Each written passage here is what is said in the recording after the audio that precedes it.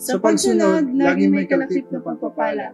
Hi everyone, I'm Masar Reyes. And I'm Paolo Reyes, Primary Leader sa Pastora Sara Jane Verana. Simula nung makabalik kami sa Gigia family, natutunan talaga namin hindi lang pagbibigay, pero unang-una ang pagsunod. Kaya nagpakasal kami ni Messiah at sumunod sa amin dito. Pero hindi agad-agad ang pagpapala, nakaranas din kami mag-asawa ng walang trabaho, but pinahawakan namin ang salita ng Panginoon that He will provide. While we were serving God and His kingdom, God did not fail us. As we faithfully give our tithes and offering, nag-level up ang aming pagbibigay ng seed last December 2023 at sa aming pagbibigay ng aming first fruit last January 15. Sunod-sunod na pabor at biyaya ang aming natanggap sa aming buhay. Nagka-increase ako sa work at nag-open ulit ng aming business na at Sos Lakihan. Kasabay din ito ang pagpapala niya sa aming kalusugan dahil sa normal lab results. Grabe talaga si Lord kapag sumunod ka, the best ang pagpapala niya.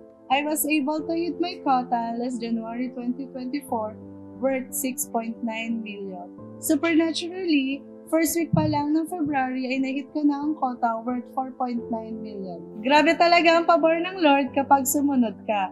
Hindi lang sa finances, kundi na rin pinagkatiwalaan kami sa mga disciples para mas mapalapit sila sa Panginoon. And by faith, pinagpapasalamat na rin namin ang paparating na baby in His perfect time. That's why, obey God and His commands. And surely, dadala yung pagpapala sa iyo at sa iyong pamilya. Never outgive God and give what is due to Him. Huwag mong kainin ng buto na binigay sa iyo.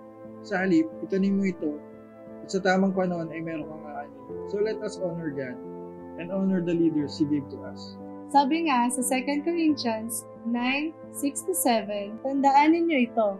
Ang nagtatanim ng kakaunti ay aanin ng kakaunti, at ang nagtatanim naman ng marami ay aanin ng marami.